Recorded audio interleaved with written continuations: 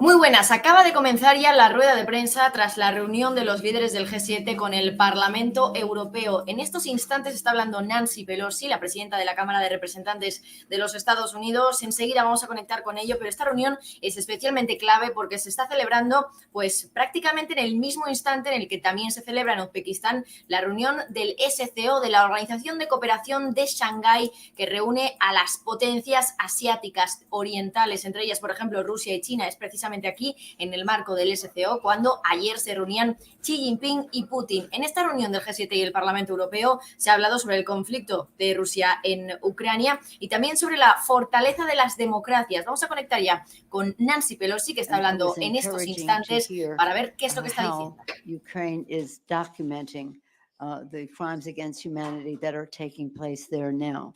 And Ukraine must be rebuilt.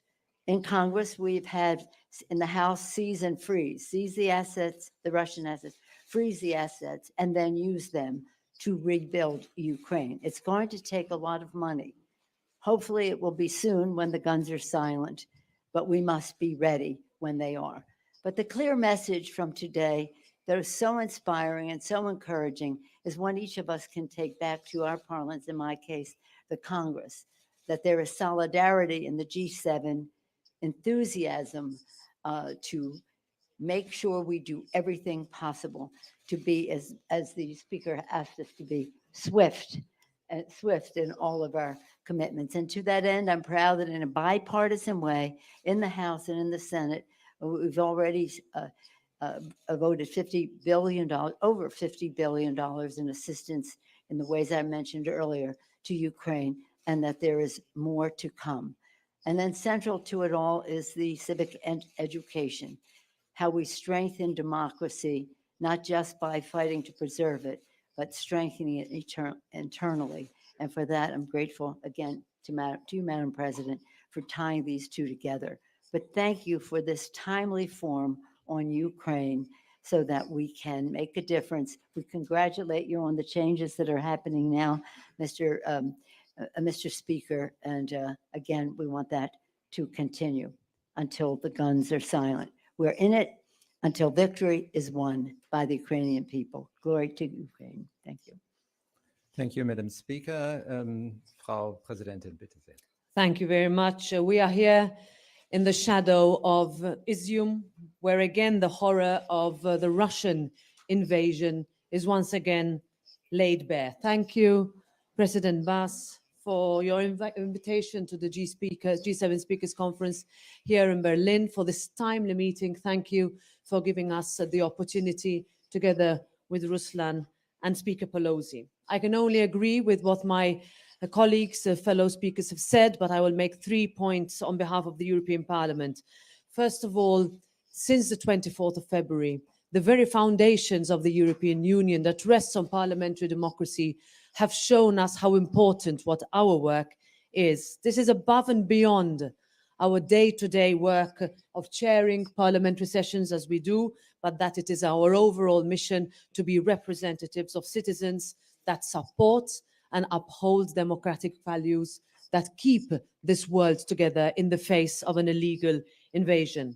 This democracy took on a new reality on the 24th of February, when President Putin's tanks rolled into Ukraine. The world has changed, and our parliamentary systems have shown their worth since the onset of war.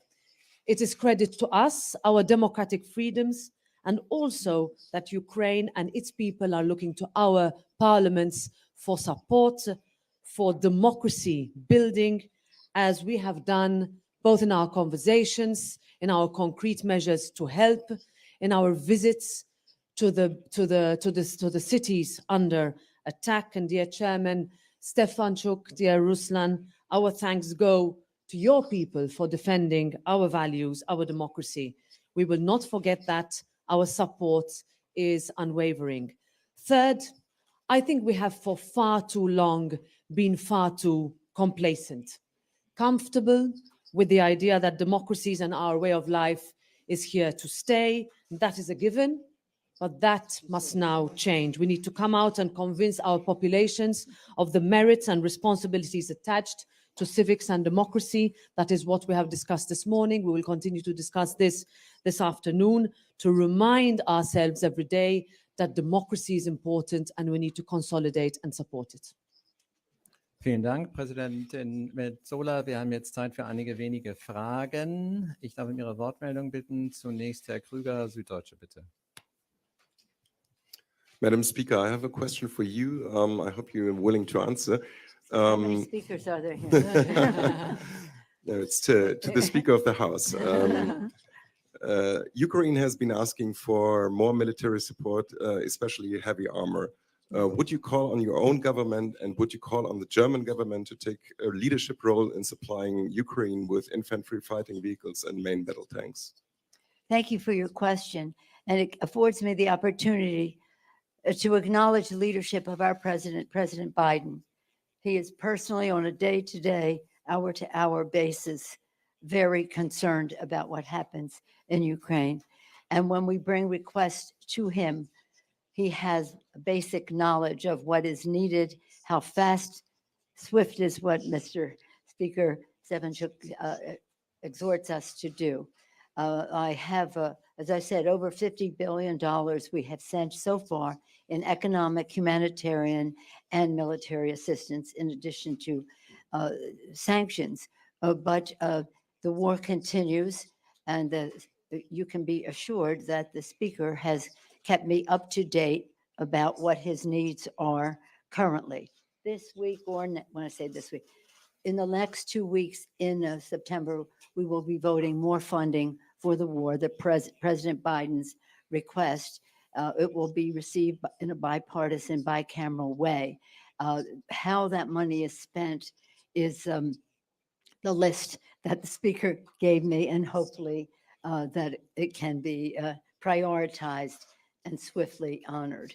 But again, we all know that the people of Ukraine are fighting to preserve not only their democracy, but ours. It's a small price for us to pay, as I have said, for us as we go about our business and worry about the price of energy and the rest. These people are risking their lives, and we owe them every again, humanitarian, economic, military, and sanctions, every initiative that they see that they need. So I think that we'll have additional MLRSs.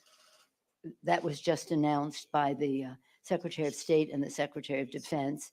We'll have heavy artillery that we are sending, and now we will have more. Vielen Dank, Herr Ratsch von dpa. Erst Herr Ratsch und dann Sie. The question is following the one before. It goes to Mr. Stefanchuk. What is your take on that? You keep on asking for more and heavier weapons like tanks, and you're not seem to get what you're asking for. What's your take on that?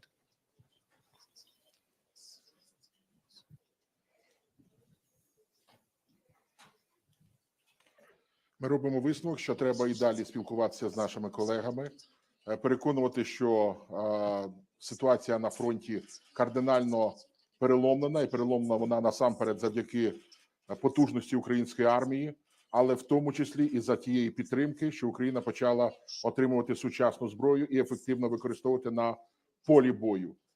Тобто необхідність надання нової техніки, сучасної, вона доведена на практиці.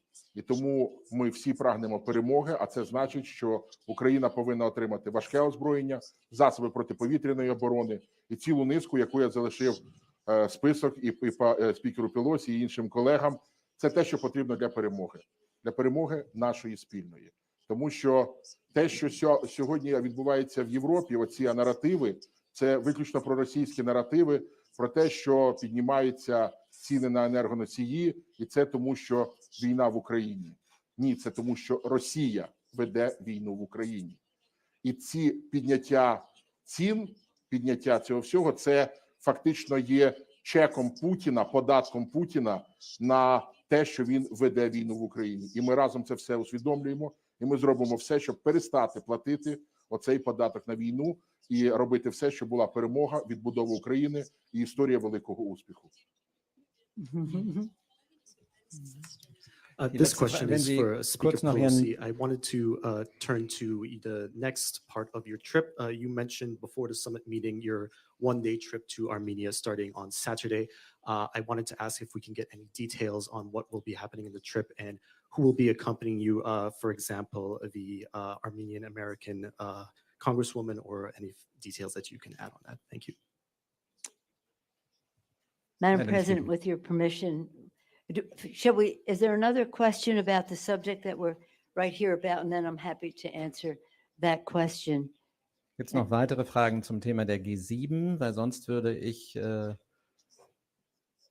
scheint nicht der Fall, dann bitte sehr. It was not known to me that my travel plans were in the public domain. Oh, you overheard me. Oh, okay. All right. Well, in any event, tomorrow we will be visiting Armenia because we've had an ongoing invitation from the Armenians. We have taken great pride in finally passing and making the law, the recognition that what happened in Armenia was a genocide over 100 years ago. We'll be accompanied by two members of Congress who are Armenian American, Congresswoman Anna Eshu, Congresswoman Jackie Spear, who worked so hard on this, one of the co-chairs of the Armenian caucus, Frank Alone. Unfortunately, the maker of the motion to declare the Armenian genocide such, Adam Schiff, cannot be with us. He chairs the Intelligence Committee, and this was rather spontaneous when we saw that that we could do this.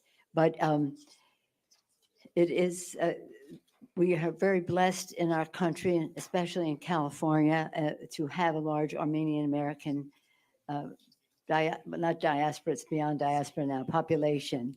And this has been a major human rights challenge, and we have finally accomplished it, and we're proud of President Biden for his role in all of this. So I won't be discussing the details of the visit. You'll see that when we get there. But I was stunned because when members travel, we don't like to be a target. So we don't like any advance of it coming, except if it's something of this nature, which is so I hope that I have not endangered my colleagues by your question. Thank you. But in any case, it's all about human rights and respecting the dignity and worth of every person. And what Speaker Stepanchuk took us to new heights in terms of our intensity about the immediacy of it all, and the need to act. And Madam President, your opening statement was just such an inspiration. Thank you so much. And how wonderful that you're expediting Ukraine to move into the EU. Thank you for your leadership in that regard. Absolutely. Thank you. Vielen Dank, liebe Kolleginnen und Kollegen. Ich darf die Präsidentinnen und Präsidenten vielleicht noch kurz bitten, im Raum zu bleiben, damit wir erst den Fotografen Gelegenheit geben, zum Familienfoto nach unten zu kommen. Und dann hat sich das ein bisschen aufgelöst und Sie können gleich folgen. Herzlichen Dank für Ihr Kommen. We'll stay here for the family photo? Yes.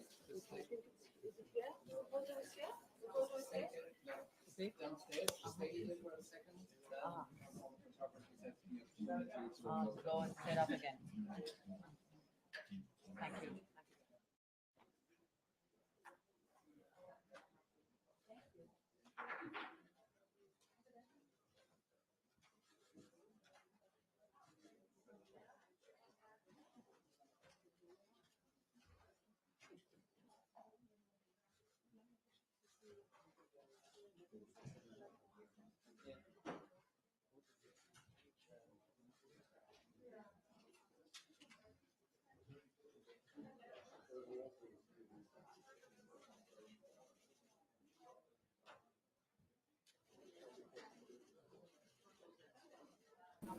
Bueno, pues ya hemos visto cómo ha terminado esa rueda de prensa donde estaba Nancy Pelosi tras la reunión del G7 con los líderes también del Parlamento Europeo. Nos quedamos con ello, vamos a repasar algunos de los principales titulares y enseguida aquí en Negocios Televisión les trasladamos todo lo que se ha hablado en esa reunión del G7.